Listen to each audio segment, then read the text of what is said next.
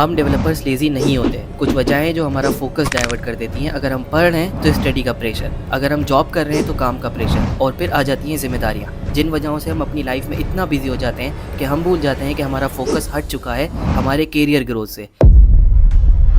GitHub हम developers की life का एक बहुत क्रूशियल पार्ट है। बिलीव नहीं हो रहा तो जाकर देखो सक्सेसफुल डेवलपर्स की गिटहब प्रोफाइल, तुम्हें मिलेगा बहुत सारा ओपन सोर्स कोड। क्या तुम्हारा ओपन सोर्स कोड है?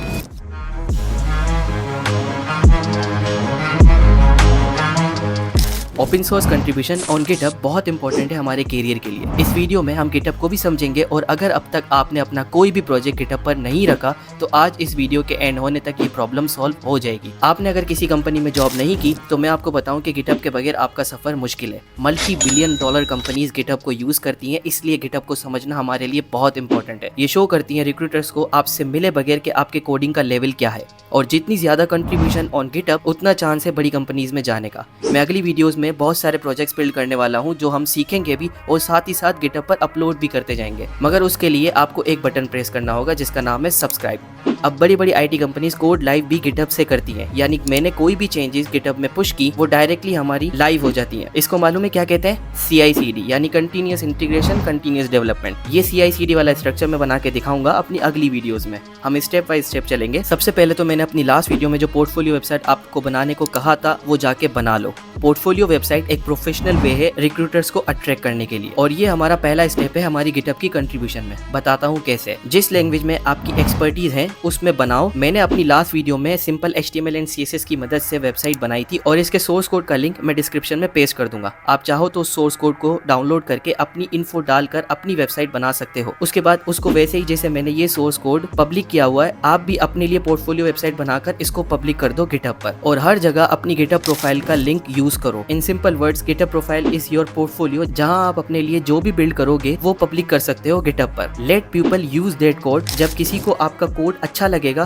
तो वो आपको स्टार भी देगा। अब हम समझते हैं आसान तरीके से गिटहब को, और गिटहब क्या क्या कर सकता है इसको भी। गिटहब को समझने के लिए पहले समझते हैं कि गिटहब से पहले क्या प्रॉब्लम थी। मान लो मैं और आप एक ही प्रोजेक्ट पे 7 डेवलपमेंट कर रहे हैं। मैंने भी सेम फाइल में काम करना है और आपने भी। अब अगर हम दोनों अपनी फाइल्स को लाइव करेंगे तो क्या होगा? ऑब्वियसली जिसका कोड लास्ट में आएगा वही लाइव होगा, यानी किसी एक का ही कोड लाइव होने वाला है, और हमें कोड एक्सचेंज करने के लिए मैन्युअली शेयर करना पड़ेगा। This is very unprofessional way of building project. GitHub पर सबसे पहले तो हमने अपने प्रोजेक्ट को इनिशिएट करना होता है, वो मैं दिखाऊंगा कैसे। उसके बाद हम दोनों की मशीन में गिटहब को हम कनेक्ट करेंगे। अब हमने बिफोर कोड लाइव अपने कोड को पहले पुश कर देना है ऑन गिटहब, जिससे हमारा कोड एक दूसरे की मशीन में अप टू डेट रहेगा, और फिर जब हम दोनों में से कोई भी कोड को लाइव करेगा तो हम दोनों की चेंजेस लाइव पर चली जाएंगी। ये एक मेजर प्रॉब्लम जिसको गिटहब ने सॉल्व कर दिया है। मैं कोशिश करूंगा आपके लिए जो इंपॉर्टेंट है गिटहब से रिलेटेड वो कवर करूं, वरना आप कंफ्यूज हो जाओगे, क्योंकि गिटहब के और भी बहुत सारे फीचर्स हैं, और गिटहब बहुत सारी प्रॉब्लम्स को सॉल्व कर रहा है जो आपको एक्सपीरियंस के साथ समझ आता जाएगा। और मैं खुद भी अपनी वीडियोस में गिटहब को यूज करने वाला हूँ अपनी अगली वीडियोस में, तो आप बहुत कुछ सीखने वाले हो मेरी वीडियोस से, इट्स माई प्रॉमिस।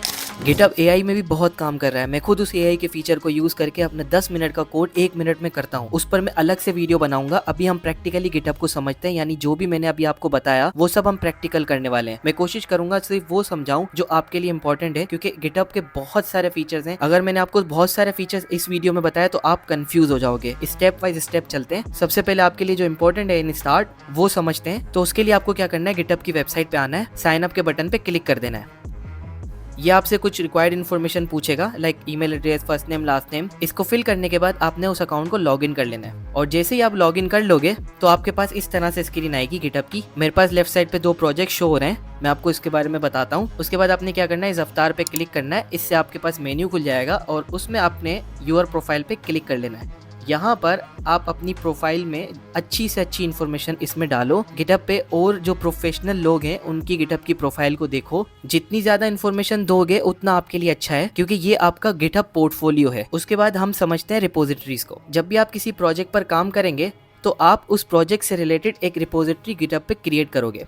गिटहब एक बहुत ज़बरदस्त फीचर आपको देता है कि आप जितना भी कोड अपनी मशीन में रखते हो वो गिटहब के सर्वर पर रख सकते हो, और वो भी फ्री में।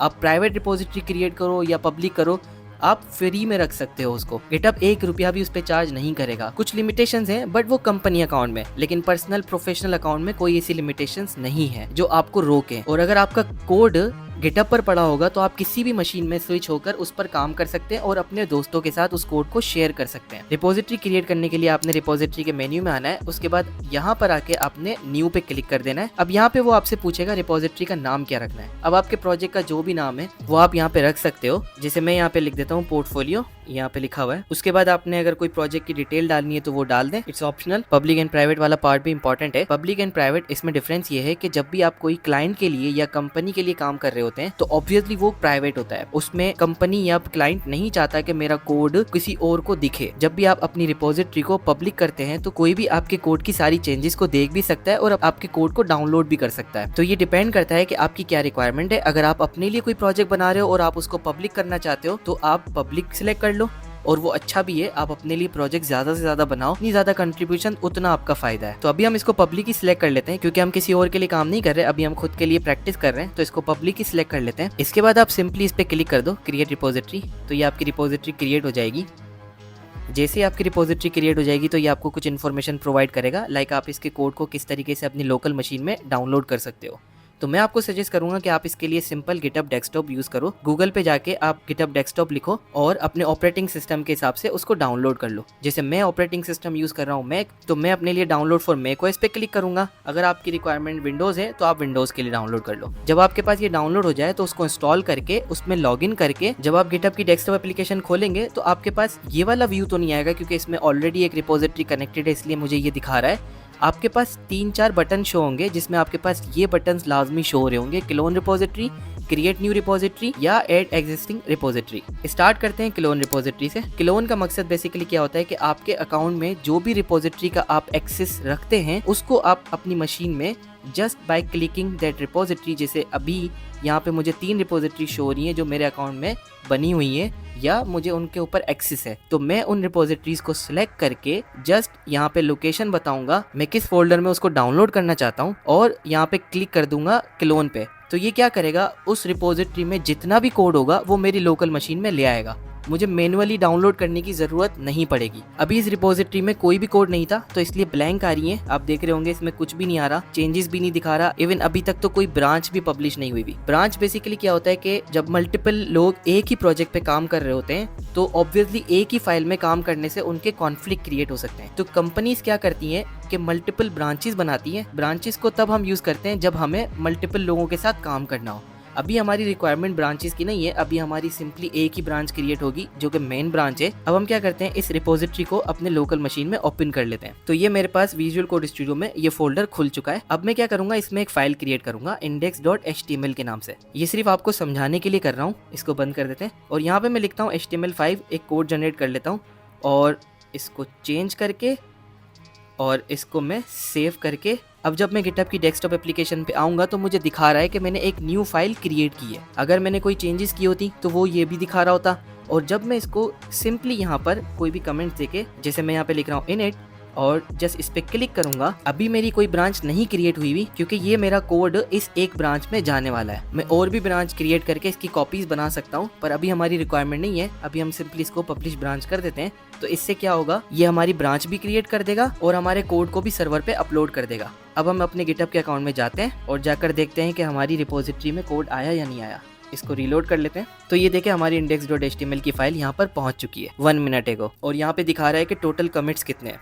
और जैसे ही मैंने इसमें कोई कोड पुश किया अपनी प्रोफाइल से, तो अब मैं अगर अपनी प्रोफाइल में आता हूँ, ये मेरी प्रोफाइल है क्योंकि मेरा कोड मेरी प्रोफाइल में पड़ा हुआ है, तो इसलिए मेरी प्रोफाइल के आगे रिपोजिटरी का नाम दिखा रहा है। तो आप देख रहे होंगे आज के दिन में मेरी यहाँ पे गिटहब कंट्रीब्यूशन दिखा रहा है। तो जैसे जैसे मैं कंट्रीब्यूशन करता जाऊँगा गिटहब पर, ये मेरा ग्राफ जनरेट होता जाएगा। ये मेरा बिल्कुल फ्रेश अकाउंट है, मैंने इस चैनल के लिए अकाउंट बनाया, इसलिए मेरे पास कोई कंट्रीब्यूशन यहाँ पे शो नहीं कर रहा।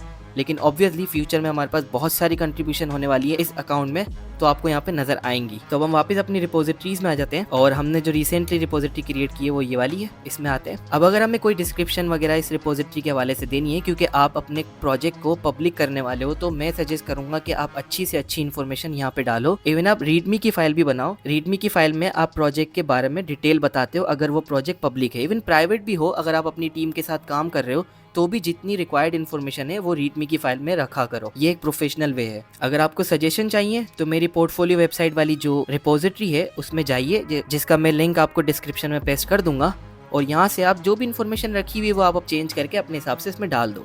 इवन आप मेरा कोड भी पूरा यहाँ से डाउनलोड कर सकते हो। यहाँ से क्लिक करोगे तो यहाँ पे आपको डाउनलोड जिप का ऑप्शन भी आ रहा है। इसके अलावा आप इस कोड को अपनी प्रोफाइल में रख भी सकते हो। सिंपली इस पर क्लिक करने से आपकी प्रोफाइल में भी ये कोड की कॉपी क्रिएट हो जाएगी। इसके अलावा अगर आपको ये कोड अच्छा लगे तो मैं सजेस्ट करूँगा कि आप स्टार दो, ताकि ये हमारा पोर्टफोलियो ज़्यादा से ज़्यादा लोगों तक पहुँचे। अब हम वापस कोड की तरफ आते हैं और कोड में कोई चेंजेस करके आपको दिखाता हूँ। जैसे मैं यहाँ पे बॉडी में एक H1 क्रिएट करता हूँ और हेलो वर्ल्ड लिख देता हूँ और सिंपली सेव करके गिटहब में जाता हूँ। तो अब मुझे कह रहा है कि आपने गिटहब में ये चेंजेस किए हैं। देखिए कितना फ़ायदा है आपके पास गिटहब के होने से। अगर आप शुरू से ही गिटहब का यूज़ करो तो आपको खुद को भी पता लगेगा तो मैंने कब कब कोड में क्या क्या चेंजेस किए हैं। और अगर आपकी मशीन से आपका कोड उड़ भी जाए तो आपको फिक्र करने की ज़रूरत नहीं है। अगर आपका कोड गिटहब पर पड़ा है तो वो हमेशा के लिए सेव है, जब तक आप उसको डिलीट ना कर लो। अब हम इसको भी सेव करके कमेंट में पुश कर देते हैं। यहाँ पे मैं सिंपल कमेंट लिख देता हूँ टेस्ट और जस्ट कमेंट करता हूँ। तो ये अच्छा, यहाँ पे एक और चीज़ समझने वाली है। अब आप देख रहे होंगे कि पहले तो पब्लिश ब्रांच आ रहा था,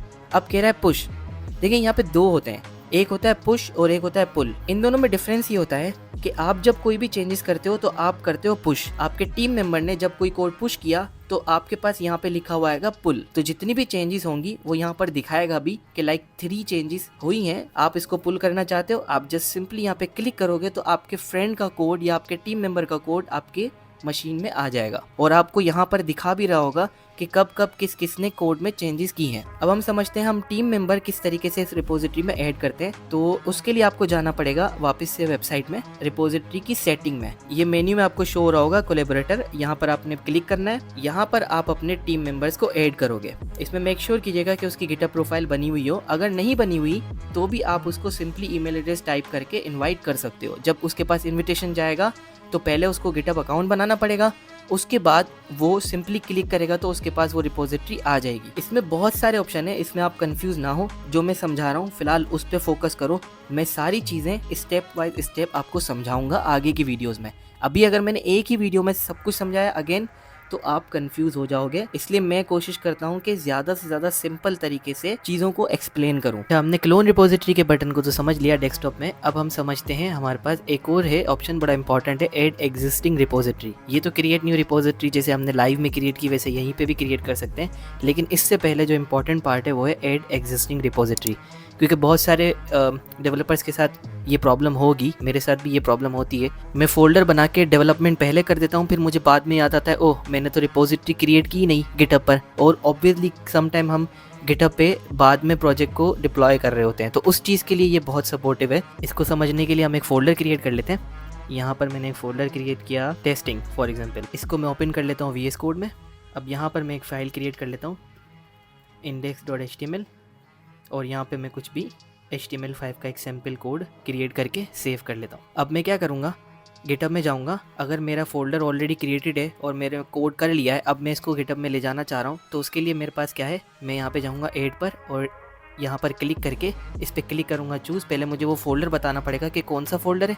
फॉर एग्जांपल ये वाला फोल्डर है। अब ये कह रहा है कि रिपोजिटरी क्रिएटेड नहीं है। ऑब्वियसली हमने कोई रिपोजिटरी क्रिएट की ही नहीं है, तो ये पूछ रहा है आपसे कि आप रिपोजिटरी क्रिएट करनी है। तो मैं सिंपली यहाँ पे क्लिक करूँगा क्रिएट रिपोजिटरी और यहीं डेस्कटॉप एप्लीकेशन की मदद से ही मैं एक रिपोजिटरी गिटहब पर क्रिएट कर सकता हूँ। कुछ इन्फॉर्मेशन देनी पड़ेगी, लाइक गिटहब रिपोजिटरी का नाम मैंने कहा टेस्टिंग ही रख दो, डिस्क्रिप्शन खाली छोड़ देता हूँ, बाकी सब कुछ सही है। मैंने इसको क्रिएट किया और ये मेरी रिपोजिटरी क्रिएट हो गई। अब मुझे सिंपली क्या करना है, इसको पब्लिश पर क्लिक करना है। तो ये क्या करेगा कि वहाँ पर जाकर मेरी रिपोजिटरी क्रिएट कर लेगा। पब्लिश से पहले ये पूछ रहा है एक मरतबा और कि अगर आपको इसको किसी ऑर्गेनाइजेशन के साथ लिंक करना है तो आप कर सकते हो, लेकिन मैं इसको लिंक नहीं करना चाहता। और ये पूछ रहा है कि इसको प्राइवेट रखना है या पब्लिक रखना है, पर मैं इसको प्राइवेट रखना चाहता हूँ क्योंकि मैं अभी इसमें डेवलपमेंट कर रहा हूँ। डेवलपमेंट कंप्लीट हो जाएगी तो मैं इसको बाद में पब्लिक कर दूंगा। ये सारे ऑप्शंस आपको गिटहब में ऑलरेडी मिल जाएंगे। अब मैं इस पर क्लिक करता हूँ, ये क्रिएट हो चुकी है रिपोजिटरी। अब हम जाके इसकी चेंजेस देखते हैं गिटहब पर। लोड किया पेज को एक दफ़ा और ये मेरी रिपोजिटरी क्रिएट हो गई। ओपन सोर्स प्रोजेक्ट से रिलेटेड और प्रोजेक्ट डेवलपमेंट से रिलेटेड गिटहब को आसान करके मैंने वो सब समझा दिया है जो इंपॉर्टेंट है इसके एडवांस फीचर्स के लिए। मैं एक और वीडियो बनाऊंगा, अभी के लिए इतना ही। इस वीडियो का मेन ऑब्जेक्टिव आपको मोटिवेट करना था ताकि आप बिगिनर्स हो तो अभी से गिटहब प्रोफाइल बनाना शुरू कर दो ताकि फ्यूचर में आपको परेशानी ना हो। अगर इस कोर्स से आपको हेल्प मिली हो तो प्लीज कमेंट करके जरूर बताइएगा for my motivation and hit like button and again